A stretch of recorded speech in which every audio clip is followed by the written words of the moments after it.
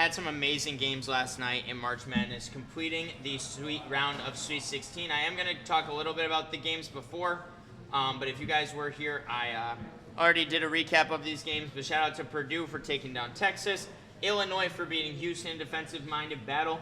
9th seed Iowa is the only team numbered outside of the top 6 seeds to make it to the Elite Eight.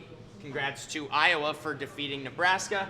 And then Arizona kind of, as you know, a full team effort, just dominated Arkansas. But I was saying shout out to Darius Acuff Jr., who I now have put ahead of Cam Boozer on my personal mock drafts. I know a lot of people would probably disagree with me on that, taking the size and power forward ability of Cam Boozer, but from what I saw to Darius Acuff in March Madness and really at the end of the season for Arkansas, if I'm a team like Sacramento, Brooklyn, trying to think of the lower end teams, even like a Utah, man, I would buy into Darius Acuff if I get that 3rd overall pick way before I buy into a Cam Boozer to lead my.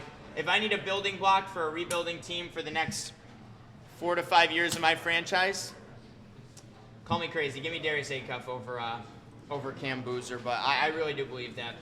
Heading into last night's games, we got to watch Duke barely sneak out a win against St. John's. This was kind of frustrating to watch. I was heavily rooting for St. John's in this one, I can't lie. It was really easy to root against Duke. From the opening tip-off, basically about 10 minutes into this game, you could really tell that Duke was by far the more talented team in terms of getting the ball in the basket. Isaiah Evans had an incredible shooting performance, 25 points, 10 of 15 from the field, 4 of 8 from 3. He was doing it off the dribble, catch and shoots. You cannot go under on any of his screens, and he would make you pay for it. A couple of guys really struggled, though, overall, in my opinion, for Duke.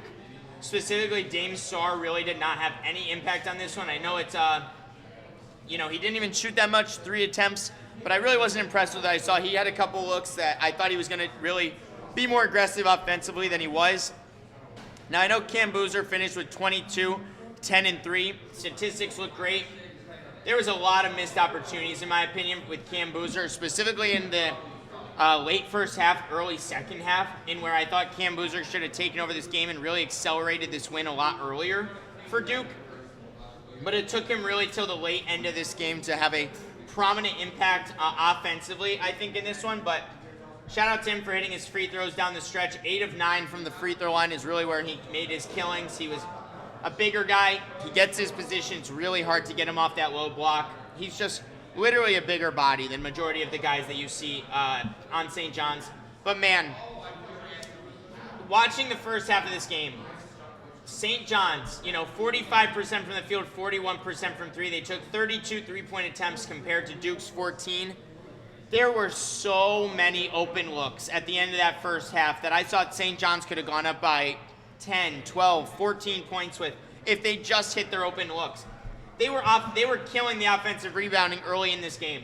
I know it says that they got out rebounded 12-10 by the end of it. St. John's had multiple 3 possessions, like where they kept getting the ball back, kept getting open looks from 3. They just never were really able to put that dagger down and really put Duke out of it. Early in this game, I thought they had a chance to go up way more than they were. Very, very disappointed with this guy right here, Josin Sanan. Dude just kept missing open threes. I hate to say it. These guys came in off the bench and just missed their threes. Ian Jackson, who's been one of their top shooters all season long, 1 for 7 from 3 off the bench. 0 for 3 for Sanan. Just not going to cut it against a team like Duke that shoots over 50% from the field. Gets to their spots, and they are so good at controlling that, pacing of the game late in the second half. I can't lie, what a great run by St. John's overall. I was really rooting for Rick Pitino and the rest of that run for St. John's, but at the end of the day, it really just came down to pure talent at the end. And even then, Duke missed the free throw. St. John's had a chance to tie this game, and Dylan Darling, who only had 8 points in the whole game, called his own number at the end there. He should have passed the ball to the right man. He had the play. I will try and show you guys it actually in just a second here, the shot, because if you guys get the chance to see it, Dylan Darling did everything I thought right on that play. He was trying to get the three. They knew they needed the three. He got not the look he wanted, but like watch right here. If I run this play, Dylan bringing it up the court here, right there. I don't know if you see this. Right here, you're going to see this guy, this defender switches. And this is not what's supposed to happen. He's guarding him. Cam Boozer is guarding the big man. You can see right here, he just tries to go through and around the screen. Cam Boozer is supposed to stand his man, but Cam Boozer is way too inside than he's supposed to be. Crosses him over. I think if he hit 24 right here, boom, that's the shot. Slide over to find the space right here. Take the shot. Instead, Dylan Darling called his own shot. Basically airballed the three to tie this game up with 2 seconds left. That was so sad. Congrats to St. John's for just an incredible season overall. Unfortunately, it had to end that way, but I was so impressed with St. John's all season long. I was so upset about it. What? Going on, talking about Michigan, Alabama. This game was close for the first half. Actually, Alabama was leading heading into the half, and then Michigan came out in the second half and dominated. I can't lie. This was one of my first times really sitting and watching a full Michigan game. Now, mind you, I watched a lot of the Michigan while St. John's Duke was on, so I was watching both at the same time. I really did not know much about Yaxel Lendeborg heading into this game. I knew he was their best player. I knew he was a top scorer. I knew he was kind of a shooting guard, small forward kind of guy. Ball handler at that 6'9" forward position. I didn't realize how good of a shot creator he is. He was getting space left and right in that second half. I mean, 23 points against Alabama, 25 points in their other game recently. Only 9 points against Howard, but he is a stud. I can see Yaxel, if he gets drafted to the right spot, maybe at the end of the lottery, like 10 through 14 range in the NBA, having a really, really solid NBA career. He's a shot creator. He's a really aggressive rebounder. He's smart with the ball in his hands. He doesn't really turn the ball over too much, it looked like. He only averages max, look at that, 1.1 turnover a game this season coming from UAB. Oh, I didn't know that, UAB, that's funny. But I was very impressed with Yaxel in this game, specifically in the second half. Michigan's size and just high IQ basketball just dominated the second half. But giving credit to this guy right here, LeBron Philon Jr., who put up 35 points yesterday against Michigan. Probably secured himself to be like a late lottery pick in this upcoming NBA draft after having solid games against Texas Tech and Hofstra. 22 point per game score. He's top 12 in the nation in scoring. It's just really who's going to take scorers and try and turn them into all-around players at the NBA level, because for some reason it seems like NBA players and NBA talent are now kind of, I don't know how to explain this, they're discriminated against if you're just a good scorer. If you're good at putting the ball in the basket, teams don't want you as much as they want the guy that will play the hard defense and do everything on the basketball court, which is kind of fun because it goes back to my whole discussion on coaching. The fact that the Milwaukee Bucks are just letting Cam Thomas go, and coaches won't try and help these players turn into winning players. They just have such a set mindset on these guys and what they do on the basketball court. It's one of the worst flaws in all of basketball, in my opinion. But shout out Michigan, taking down a 13-point win over Alabama. Game of the night, though. I know the Duke St. John's game was great, but this Michigan State UConn game was fantastic. UConn had a really big lead in the first one.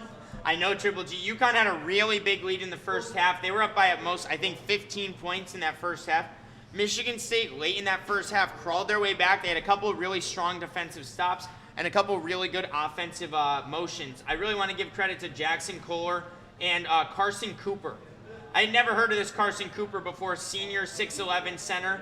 I just hadn't watched a lot of Michigan State, if I'm being honest, but Cooper had a fantastic game in this one. Jeremy Fears, late in this game, he wasn't shooting the ball great in the first half, but came out in the second half and was very aggressive. That's what I love to see out of a Michigan State guy. But UConn had a big lead. They lost it. Michigan State came all the way back, made it a close game, but exactly. Dan Hurley and the UConn Huskies at the end of this one just They ran away with it with high IQ basketball. They hit their threes, 43% three-point shooting compared to 25% for Michigan State. I will say, so many college teams in March Madness miss way too many free throws. I don't know if this is a coaching thing or it's a players kept feeling the pressure more thing, but so many missed free throws on every team I've watched now in college basketball. Way too many missed free throws for college basketball, in my opinion. But really, really impressive game for UConn over Michigan State. Michigan State doing it kind of all around with 14 points from Cooper, 13 from Carr, 13 from Fears, 12 from Kohler. But UConn doing it with their high end. Terrace Reed with 20 points on 50% shooting. Caravan, 17 points. Dude can shoot, man. Dude can shoot the ball. I know it says 3 for 8 from 3, but he had a couple ones down the stretch where Michigan State was getting their runs going in the second half against UConn. And then boom, this guy Caravan would come in, hit a big time 3, like a 30-foot 3, and kind of kill the Michigan State Spartans' runs. Solo Ball was, I thought that was kind of just a funny name. I had never heard of this name before, so shout out to Solo Ball. I mean, you want a guy that's going to be good in isolation. You better be good in isolation basketball if you have a name like that. But UConn taking down Michigan State 67-63. And then last game of the night, honestly, my most surprising one. Tennessee just absolutely dominated the rebounding totals against Iowa State. There was a point where Tennessee had 14 offensive rebounds, and Iowa State had 13 total rebounds yesterday. So when you dominate the boards like that, you're guaranteed to get more possessions, guaranteed to get more shots. As you can see, they shot a little bit better from 3. They shot better from the field, 51% shooting versus 39% shooting. But the biggest totals you see here, 16 offensive rebounds for Tennessee compared to 8. Look at that, 16 offensive rebounds for Tennessee, 14 defensive rebounds in the whole game for Iowa State. 22 total rebounds to 43, 22 assists to 16, 7 blocks for Tennessee to 0. When you dominate the inside, the interior presence like that, especially in college basketball, it's very hard to lose games. I was very high on Iowa State, specifically after their big-time win 1 round ago against Kentucky. I thought that Kentucky win in the second half, when they kind of were close with Kentucky in the first half. Yeah, it was 30-31, and then they dominated by 18 in the second. I really was believing in Iowa State. I just did not know about that interior liability, and Tennessee completely took advantage of it. Shout out to Jalen Carey coming off the bench, 6'8", kind of forward. 10 rebounds for him. 10 rebounds for Felix Okpara, 6'11" senior. I mean, just dominating the glass through and through. Look at that. Every player, 2, 4, or 10 rebounds for Tennessee. And if you look down here, only 2 guys with 5 total rebounds for Iowa State. When you dominate the glass like that, specifically late in the second half, and Iowa State's missing a lot of kind of chuck-up threes late in the shot clock, it's an easy way to win that game. So shout out to Tennessee for taking down Iowa State late last night. And that officially is going to lead us into today's games. The Elite Eight, Iowa versus Illinois. Illinois favored by 6.5, but you cannot count out 9-seed Iowa, man. You cannot count them out after taking down Clemson in round 1, taking down number 1 seed Florida, and then Nebraska. I am super excited to watch Iowa play hard-nosed basketball against Illinois. But game of the night has to be Purdue versus Arizona. Arizona favored by 5.5. They are the team that a lot of people do have winning March Madness, but Purdue looking to give them a big run for their money. And then tomorrow at 2:15, Tennessee versus Michigan. That's going to be a great one. Michigan looking to extend their rebounding. Unfortunately, they have to play probably the biggest team in college basketball in Michigan, so we'll see how that is. But I think the game we're all super excited about is tomorrow at 5:05 on CBS, UConn versus Duke. Dan Hurley versus Cam Boozer and the Blue Devils. I cannot wait for those matchups as we head later into March Madness. Sweet 16 is officially over. On to the Elite Eight. I do want to do a quick rundown of my bracket real quick just to look at it, see where we're at.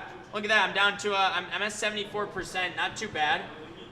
I did have Michigan State beating. I did not have UConn making it this far. If I had watched any college basketball, I would definitely have picked UConn more because, I don't know, I just didn't watch any college basketball. I do have Arizona over Purdue, so I was correct over here. Unfortunately, I had Florida making it over Illinois. Never would have expected Iowa. And I also had Iowa State beating Tennessee. Obviously, that didn't happen, so I need Michigan to move on there. But I do have Arizona winning it all, so hopefully that my 74% can go up. I have a 15-20 max on my bracket, 7 million. Not too bad, honestly. I'm pretty happy with that. My other one is the worst thing ever, though, because I had Houston winning it all, so not happy. I had Alabama, Houston, Duke, and Gonzaga. Oh, boy, Gonzaga got killed early on, so there you go. It's one of my worst brackets of all time there, but fun stuff overall. Very happy we're on to the Elite Eight. Very happy we're seeing a lot of good matchups coming down to the wire. Very fun second half. College basketball is always very exciting.